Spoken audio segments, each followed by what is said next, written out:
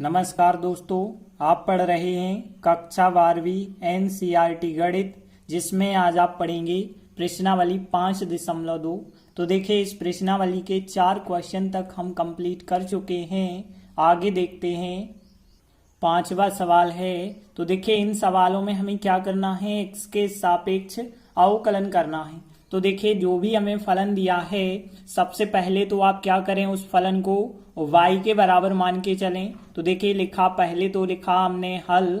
अब देखिए, हम मान के चलेंगे y बराबर, जो भी हमें फलन दिया है उसे y के बराबर मान लेंगे। तो देखिए, हमें दिया गया है साइन ax प्लस बी बटे कॉस सी एक्स प्लस डी दिया गया है। इसे हमने पहले तो y के बराबर माना। अब देखिए, हमें करना है अवकलन, x के रूप में सवाल है तो x के सापेक्ष करना होगा। तो देखिए, x के सापेक्ष अवकलन करने पर अब देखिए y का तो dy बटे dx हो जाएगा। अब यहाँ पे ध्यान देना, अंश बटे हर का फार्मूला लग जाएगा, जो कि आपने पिछली क्लास 11वीं में पढ़ा होगा। अंश बटे हर यदि होता है तब अवकलन कैसे करते हैं। तो देखिए, अंश बटे हर वाला यह फार्मूला होता है, हर अंश का अवकलन माइनस अंश हर का अवकलन बटे हर का वर्ग। तो देखिए, यही फार्मूला हम यहाँ पे यदि लगा देते हैं तो पहले लिखा जाएगा हर मतलब पहले हम लिखेंगे कॉस सी एक्स प्लस डी लिखेंगे, और फिर अंश का अवकलन मतलब डी बटे डी एक्स करके अंश का मान रखेंगे। तो देखिए, अंश का मान कितना है, साइन ए एक्स प्लस बी है, तो साइन ए एक्स प्लस बी हमने लिखा। इसके बाद माइनस चिन्ह लगाएंगे, अंश का मान रखेंगे साइन ए एक्स प्लस बी, और फिर जो है हर का अवकलन लिखना है, मतलब डी बटे डी एक्स, और हर मतलब क्या है, कॉस सी एक्स प्लस डी लिख देंगे। और नीचे क्या होता है, हर का वर्ग होता है, तो नीचे हमने हर का वर्ग लिखा, मतलब यहाँ पे कॉस सी एक्स प्लस डी का वर्ग करेंगे। तो वर्ग करेंगे तो यहाँ पे वर्ग फिर लग जाएगा, और बराबर y का अवकलन कितना होगा, dy बटे dx होगा। और देखिए, यदि आप आगे करेंगे तो क्या प्राप्त होगा, यहाँ पे cos cx प्लस डी तो वैसे ही रहेगा।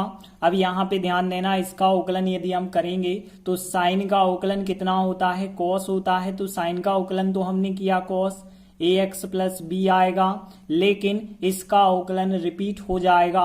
तो इसका अवकलन हम रिपीट करेंगे तो d बटे डी एक्स करके ax प्लस बी लिखेंगे, और फिर यहाँ पे माइनस चिन्ह, और देखिए यह संख्या लिखी हमने साइन ax प्लस बी लिखा।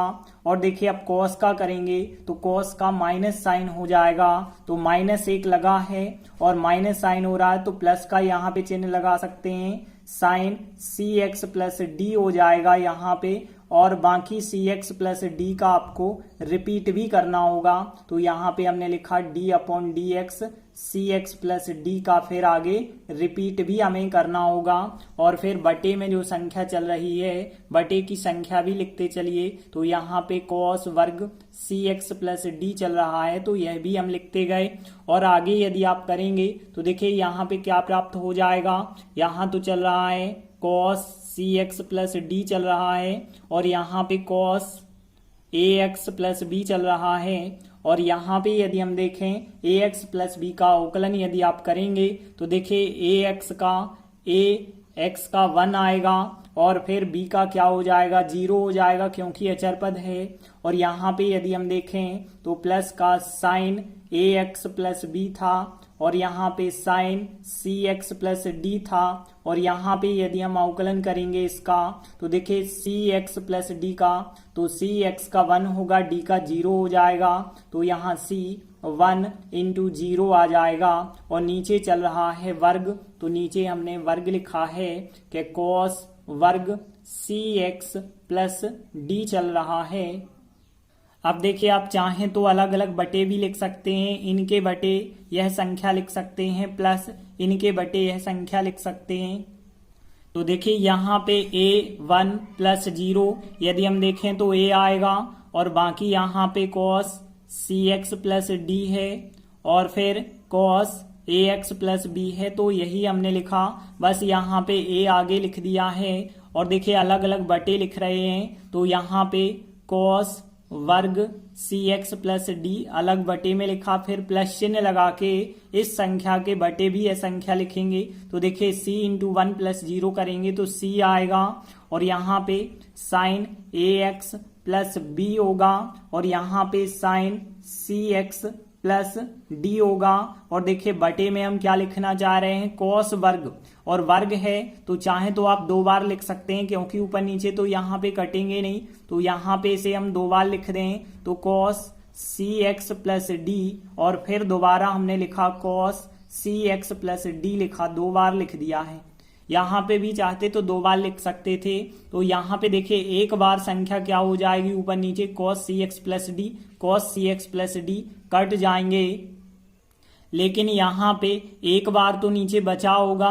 तो देखिए यदि एक बार यह संख्या कट जाती है तो a बच जाएगा, cos ax प्लस b बचा होगा, और नीचे एक cos बचा होगा, और cos को यदि आप ऊपर ले जाएंगे तो फिर यहाँ पे बन जाएगा sec सी एक्स प्लस डी बन जाएगा। देखिए एक बार यह संख्या कट जाएगी, एक बार तो सी एक्स प्लस डी वाला कॉस बचा होगा, इनसे तो कट नहीं सकता था, तो ऊपर जाएगा तो सेक में कन्वर्ट हो जाएगा।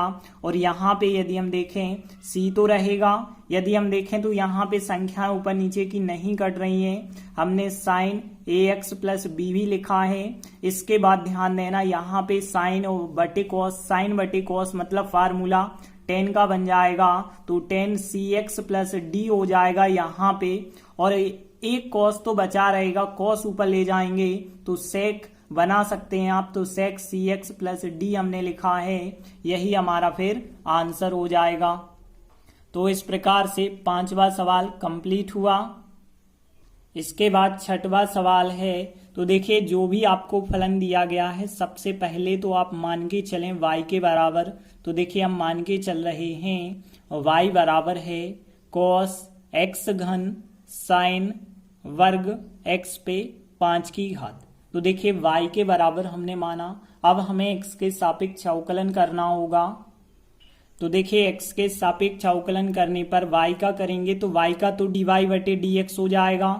अब यहाँ ध्यान देना, पहला फलन दूसरा फलन, यदि 2 फलन गुणा में होते हैं तो उनका अवकलन कैसे किया जाता है, एक फार्मूला होता है, पहला फलन दूसरे का अवकलन, दूसरा फलन पहले का अवकलन, बीच में प्लस होता है, तो यही फार्मूला हम यहाँ पे लगाएंगे। तो देखिए पहला फलन लिखा हमने, फिर दूसरे का अवकलन लिखेंगे डी बटे डी एक्स करके, दूसरा फलन लिख देंगे साइन वर्ग x पे 5 की घात लिख देंगे, और फिर इसके बाद प्लस दूसरा फलन लिखेंगे साइन वर्ग x पे 5 की घात, और फिर पहले फलन को अवकलन के रूप में लिखेंगे। तो देखिए यह फार्मूला हमने लगाया, तो पहला फलन दूसरे का अवकलन प्लस दूसरा फलन पहले का अवकलन, पहला फलन हो जाएगा दूसरा फलन हो जाएगा। इसके बाद देखिए आगे आप सॉल्व करते जाएंगे तो cos x घन तो वैसे ही रहेगा। अब देखिए इसका अवकलन आप कैसे करेंगे, पहले तो आपको करना होगा साइन वर्ग का करना होगा।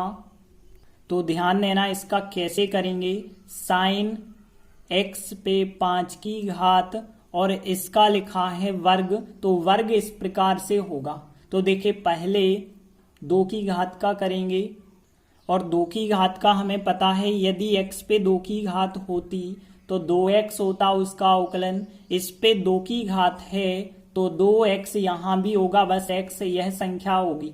तो यहाँ पे देखिए पहले हम साइन वर्ग का करेंगे, तो देखिए वर्ग का पहले होगा, अंदर की संख्या का अभी नहीं कर रहे हैं, तो पहले हम वर्ग का करेंगे तो कितना आएगा 2x आएगा, 2x का मतलब है साइन x पे 5 की घात आएगा।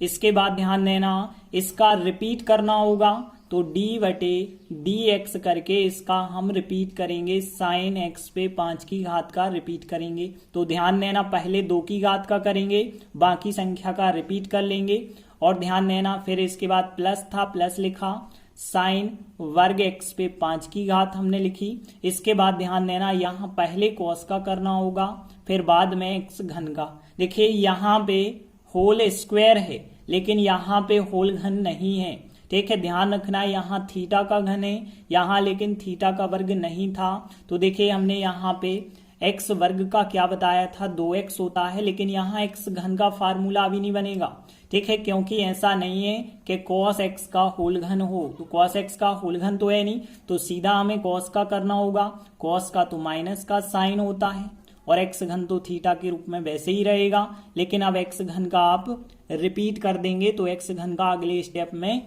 रिपीट हो जाएगा। और आगे यदि आप करते जाएंगे तो देखिए क्या प्राप्त होगा, कॉस एक्स घन और यहाँ पे 2 साइन एक्स पे 5 की घात। देखिए अब इसका अवकलन करेंगे तो पहले होगा साइन का यदि अवकलन करते हैं तो कॉस हो जाएगा एक्स पे 5 की घात, लेकिन एक्स पे 5 की घात का अगले स्टेप में फिर हमें रिपीट करना होगा, तो हमने फिर रिपीट करके लिखा इसका अवकलन। और यहाँ पे यदि हम देखें प्लस और माइनस का तो माइनस चिन्ह आ जाएगा। बाकी देखिए साइन वर्ग एक्स पे 5 की घात और साइन एक्स घन है, एक्स घन का अवकलन करेंगे तो 3x वर्ग यहाँ पे आ जाएगा। और आगे यदि आप करते चलें तो देखिए यहाँ पे कॉस एक्स घन हमने लिखा और यहाँ पे 2 साइन एक्स पे 5 की घात लिखी और कॉस एक्स पे 5 की घात लिखी। एक्स पे 5 की घात का अवकलन करेंगे तो 5 आगे आएगा और कितने की घात आ जाएगी, एक कम की मतलब 4 की घात आ जाएगी। और यहाँ पे अभी जैसी संख्याएं हैं वैसी ही लिखी हमने, अगले स्टेप में हम इन्हें क्रम से जमा करके लिख सकते हैं। तो देखिए अब यदि क्रम से जमाते हैं तो यहाँ पे देखिए 2, यह पूरा एक स्टेप है तो 2 और 5 का गुणा हो जाएगा 10 और x पे 4 की घात को आप पहले लिख दीजिए, फिर बाकी संख्या जो है अब जैसे थी वैसे आप लिखते चलिए। तो देखिए यहाँ पे था cos x घन और फिर था साइन x पे 5 की घात, फिर था cos x पे 5 की घात और यहाँ पे देखिए माइनस चिन्ह लगाया और फिर यहाँ पे 3x वर्ग हमने आगे लिखे, फिर क्या है साइन वर्ग x पे 5 की घात है और फिर साइन x घन है, यही हमारा फिर आंसर हो जाएगा। तो इस प्रकार से छठवां सवाल भी कंप्लीट हुआ। इसके बाद 7वां सवाल है। तो देखिए सबसे पहला काम आपको क्या करना होता है, जो भी फलन दिया गया है वो मान के चलिए y के बराबर, तो हम मान के चल रहे हैं y बराबर है 2, फिर करनी के अंदर है कॉट x वर्ग। अब ध्यान देना, अब हमें x के सापेक्ष अवकलन करना है। तो देखिए x के सापेक्ष अवकलन करने पर y का क्या हो जाएगा, dy बटे dx हो जाएगा। देखिए अचर संख्या का तो होता नहीं है, बाकी d बटे dx करके यह संख्या हमने लिखी कॉट x वर्ग करनी के अंदर। अब आपको पता होगा करनी का अवकलन क्या होता है। तो देखिए करनी का अवकलन मतलब करनी x का जो अवकलन होता है वो 1/2 करनी x होता है। तो करनी के अंदर कोई भी संख्या होगी उसका अवकलन 1/2 करनी होगा, और यदि अंदर x नहीं है कुछ और है तो उसका अवकलन रिपीट और आपको करना होगा। तो देखिए यहाँ पे यदि आप करेंगे तो 2 तो हमने वैसे ही लिखा, करनी का अब इस करनी का पहले हम करेंगे तो करनी का क्या होता है 1/2 करनी होता है। देखे ना करनी का 1/2 करनी। अब करनी के अंदर जो संख्या है संख्या तो वही रहेगी, लेकिन अब जो करनी के अंदर संख्या थी उसका अवकलन जो हो जाएगा रिपीट हो जाएगा, कॉट x वर्ग का अवकलन फिर रिपीट हमने किया है। अब ध्यान देना, इसके बाद 2 से 2 तो यहाँ पे कट जाएंगे, क्या बचा होगा 1/ करनी के अंदर कॉट x वर्ग बचा होगा। अब देखिए यहाँ पे कॉट का अवकलन आपको करना होगा, तो कॉट का क्या होता है माइनस कॉसेक होता है। तो देखिए माइनस कॉसेक वर्ग होता है इसका अवकलन, माइनस कॉसेक वर्ग जो थीटा है थीटा तो वही रहेगा, थीटा नहीं आपको बदलना है, तो कॉट का माइनस कॉसेक वर्ग होगा। लेकिन अब एक्स वर्ग का फिर आपको रिपीट करना होगा, तो एक्स वर्ग का फिर हम रिपीट करेंगे। तो देखिए आगे क्या आएगा, माइनस यानी यहाँ पे लगा सकते हैं आप। देखिए यहाँ पे आ चुका है कॉसेक वर्ग एक्स वर्ग आ चुका है, और बटे में क्या चल रहा है, बटे में चल रहा है करनी के अंदर कॉट एक्स वर्ग चल रहा है। यहाँ अब एक्स वर्ग का अवकलन करेंगे तो एक्स वर्ग का अवकलन कितना आ जाएगा 2x आ जाएगा। तो 2x को हम आगे लिख देते हैं, इस प्रकार से हमारा आंसर हो जाएगा। तो 7वां सवाल भी कंप्लीट हुआ। इसके बाद 8वां क्वेश्चन है कॉस करनी x। तो देखिए सबसे पहली चीज तो आपको जो भी फलन दिया गया है मान के चलना है y के बराबर। तो y बराबर कॉस करनी x को हमने माना। अब देखिए हमें x के सापेक्ष अवकलन करना है। x के सापेक्ष अवकलन करने पर, तो देखिए y का यदि अवकलन करते हैं तो y का क्या होता है, dy बटे dx। अब देखिए यहाँ पे अवकलन करना है तो डी बटे डी एक्स करके हमने लिखा, कॉस करनी x का हमें करना है। देखिए यदि आप अवकलन करेंगे तो पहले तो हमें कॉस का करना होगा, कॉस का तो माइनस का साइन होता है, जो भी यहाँ थीटा था वही रहेगा। लेकिन यदि थीटा x से अलग है तो उसका आपको रिपीट करना होगा। तो देखिए करनी x का अवकलन जो होगा वो आपको रिपीट करना होगा, और आगे यदि आप करते जाएंगे तो देखिए माइनस आएगा और फिर साइन करनी x हमने लिखा। करनी x का अवकलन यदि आप करेंगे तो 1/2 करनी x होता है, तो यहाँ पे यह लिखा। देखिए अब गुणा में है फलन, तो देखिए आप ऐसा लिख सकते हैं, माइनस का साइन करनी x और बटे में आ जाएगा 2 करनी x। यही हमारा फिर आंसर हो जाएगा। इस प्रकार से 8वां सवाल भी कंप्लीट हुआ। धन्यवाद।